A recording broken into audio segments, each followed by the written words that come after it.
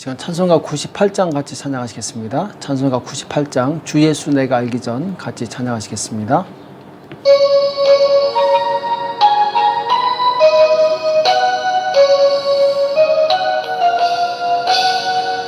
주 예수 내가 알기 전 날 먼저 사랑했네. 그 크신 사랑 나타나 내 영혼 거듭났네. 주 내 맘에 늘 계시고 나 주의 안에 있어 저 포도비유 같으니 참 좋은 나의 친구.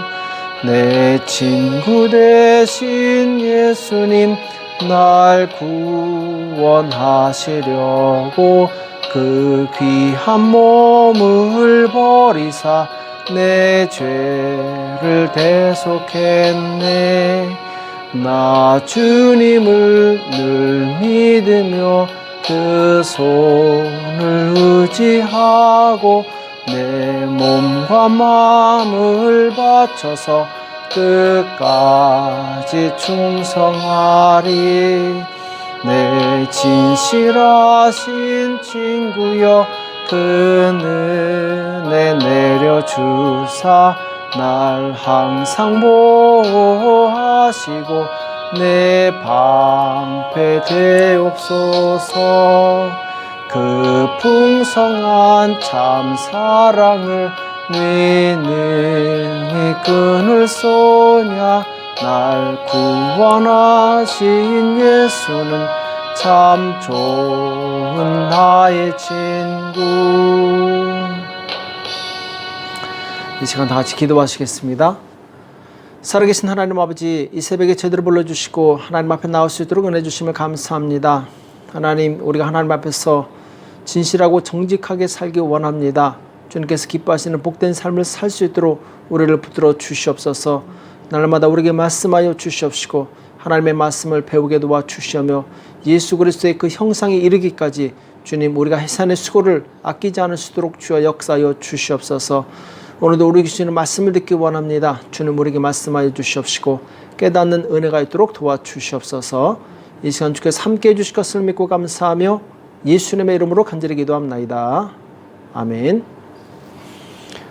시편 112편 1절에서 4절 말씀 같이 보시겠습니다. 시편 112편 1절에서 4절까지 말씀 같이 한 목소리로 합독하도록 하겠습니다. 같이 읽겠습니다. 시작. 할렐루야. 여호와를 경외하며 그 계명을 크게 즐거워하는 자는 복이 있도다. 그 후손이 땅에서 강성하며 정직자의 후대가 복이 있으리로다. 부유와 재물이 그 집에 있으며 그 의가 영원히 있으리로다. 정직한 자에게는 흑암 중에 빛이 일어나나니 그는 어질고 자비하고 의로운 자로다. 아멘. 정직한 자의 축복, 정직한 자의 축복이란 제목으로 같이 말씀을 나누겠습니다. 오늘 시편 112편은 앞에 나온 111편과 거의 같은 내용과 형식을 가지고 있습니다. 내용을 보면 거의 공통적으로 하나님을 경외하는 자에게 주시는 복에 대해서 말씀을 하고 있죠. 자, 하나님을 경외하는 자는 오늘 말씀처럼 정직한 자가 되게 됩니다. 그리고 그 정직한 자는 후대까지 하나님께서 복을 주시게 됩니다. 2절 말씀에 보면 그 후손이 땅에서 강성하며, 곧 하나님을 경외하는 자는 그 후손이 땅에서 강성하다 이렇게 말씀을 하고 있습니다. 그리고 이 정직자의 후대가 복이 있으리로다. 부유와 재물이 그 집에 있으며 그 의가 영원히 있으리로다. 자, 물질적으로도 하나님께서 풍성히 채워주실 뿐만 아니라 바로 의로운 자라고 인정해 주신다라는 것이죠. 정직한 자에게는 흑암 중에 빛이 일어나나니 그는 어질고 자비하고 의로운 자로다 이렇게 말씀하고 있습니다. 그러니까 정직한 자에 대한 엄청난 축복이 예비되고 있음을 말씀하고 있죠. 하나님께서는 이미 모세에게 이 정직한 자가 받을 복에 대해서 말씀을 하셨습니다. 그래서 광야에서 이스라엘 백성들에게 말씀을 전할 때, 자, 신명기 6장 18절에 보면은 여호와의 보시기에 정직하고 선량한 일을 행하라. 그리하면 내가 복을 얻고 여호와께서 내 열조에게 맹세하사 내 대적을 몰수히 내 앞에서 쫓아내시리라 하신 아름다운 땅에 들어가서 얻으리니 여호와의 말씀과 같으니라. 그러니까 이스라엘 백성들에게 바로 너희가 정직하면 하나님께서 복을 주시고, 그리고 이 가나안 땅에 들어가서 너희들이 형통할 것이다. 적들을 몰아내고 그 땅을 차지하게 될 것이다. 이런 이 축복의 메시지를 주게 되죠. 그래서 이 하나님의 말씀처럼 정직하게 행하여서 복을 받은 사람이 있습니다. 많이 있지만 그 중에 이제 다윗이 있죠. 열왕기상 3장 6절에 보면은 솔로몬이 가로되 주의 종 내 아비 다윗의 성실과 공의와 정직한 마음으로 주와 함께 주의 앞에서 행함으로 주께서 저에게 큰 은혜를 베푸셨고. 자, 아들이 아버지에 대한 평가를 하고 있죠. 자, 아버지 다윗은 성실하고 공의로웠고 그리고 정직한 마음으로 주와 함께 행하였다, 이렇게 말씀하고 있습니다. 그러니까 다윗이 하나님 앞에 정직한 사람이었다는 것을 말씀하고 있죠. 그래서 하나님께서 다윗에게 복을 주시는데, 이러한 이 하나님 앞에 정직하게 행했던 이 다윗의 길이 그 후대의 모든 왕들의 표준이 됩니다. 그래서 열왕기상 15장 11절에 보면은 아사가 그 조상 다윗과 같이 여호와 보시기에 정직하게 행하여. 자, 후대에서 정말 정직하고 하나님을 경외하는 사람이 있으면은 그 기준이 다윗이었어요. 그래서 다윗과 같이 정직하게 행했다, 이렇게 말씀하고 있습니다. 또 열왕기하 18장 3절에 보면은 히스기야가 그 조상 다윗의 모든 행위와 같이 여호와 보시기에 정직히 행하여. 자, 히스기야 왕 역시 이 다윗처럼 정직하게 행했다 말씀하고 있고, 역대하 34장 2절에 보면은 요시야 왕도 여호와 보시기에 정직히 행하여 그 조상 다윗의 길로 행하여, 이렇게 말씀하고 있어요. 다윗의 길로 행하여. 곧 다윗처럼 정직하게 살았던 모든 왕들에 대해서 다윗의 길이라고 칭찬하고 있고, 그리고 그 길은 바로 정직한 길이라고 말씀하고 있습니다. 하나님께서 얼마나 정직을 기뻐하셨는가, 이것을 우리가 알 수 있습니다. 자, 그런데 이 구약에서 이 정직의 개념은 단순히 거짓말을 안 하는 그런 차원이 아니라 우상을 섬기지 않고 하나님께서 주신 계명을 따라 그대로 순종하는 것을 의미합니다. 그래서 구약시대 때 다윗과 같이 정직했다, 이 말씀은 다윗처럼 우상을 섬기지 않고 하나님의 말씀에 그대로 순종하는 삶을 살았다, 이것을 의미하게 됩니다. 또한 신약시대에서 이 하나님 앞에 정직하다라는 개념은 마음에 외식하지 않는 것을 의미하게 됩니다. 예수님께서 외식하는 것에 대해서 아주 적나라하게 지적을 하시고 책망하시는 것을 보게 되는데, 외식하는 것은 정직한 것이 아닙니다. 그래서 마태복음 23장 25절 이하에 보면은 예수님께서 이 화 있을진저 외식하는 서기관들과 바리새인들이여, 이렇게 이 서기관들과 바리새인들을 책망하시는 내용이 나옵니다.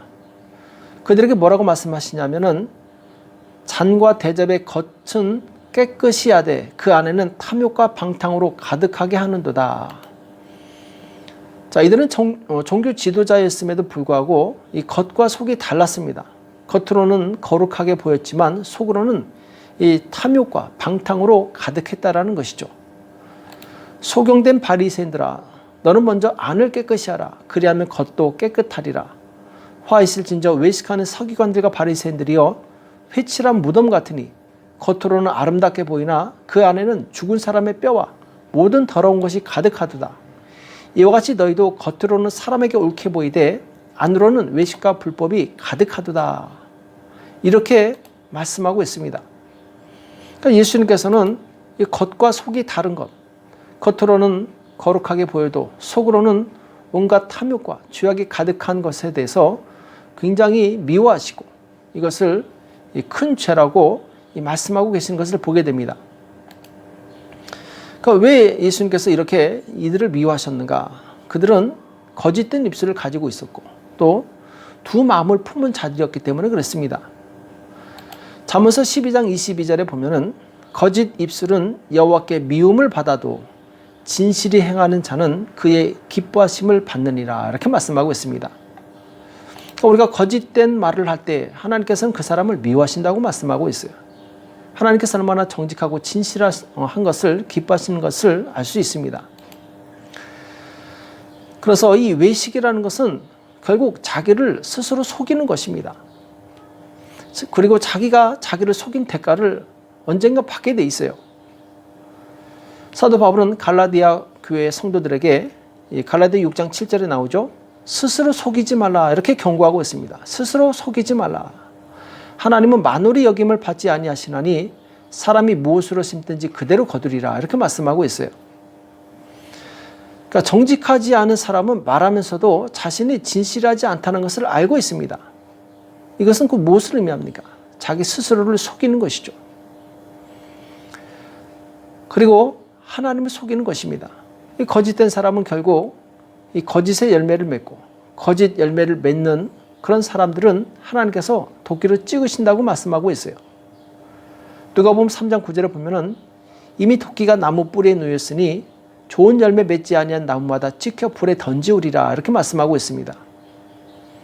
그래서 우리는 우리 마음이 스스로 속이지 않고 진실하고 정직한 사람이 될 수 있도록 끊임없이 자신을 깨끗하게 해야 됩니다. 회개하고 말씀으로 바로 세워야 됩니다. 그렇지 않으면 우리 마음이 거짓되고 왜곡되어 있으면 복음을 들어도 그 복음이 제대로 들어오지 않습니다. 그래서 세례 요한은 예수님이 오시기 전에 미리 와서 사람들의 왜곡되고 어그러지고 거짓된 마음을 바로잡는 그 일을 했어요. 그래서 이 회개 세례를 외치게 되는데 그것은 바로 사람들의 마음밭을 아주 옥토로 만드는 작업이었던 것이죠.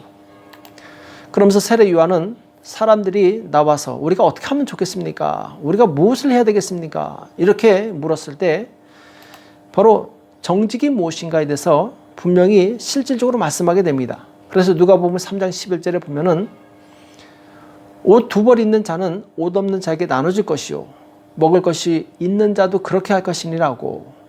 자, 이웃의 불행을 방관하지 않는 것에 대해서 말씀하고 있죠.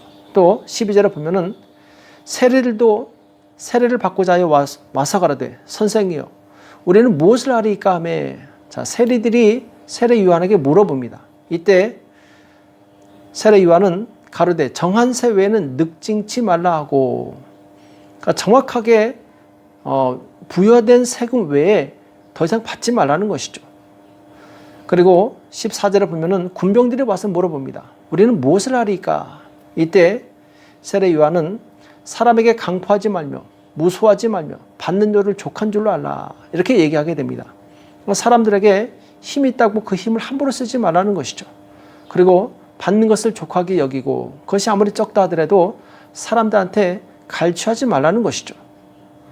이것이 바로 우리가 실생활에서 정직한 성도로서 살아가야 될 그 표준이 되는 것입니다. 그래서 이렇게 정직한 사람, 이 사람은 이 마음이 순전한 사람이고 마음이 순전한 사람은 예수님을 잘 믿게 됩니다. 그 순전한 사람 중에 바로 나다나엘이라는 사람이 있죠.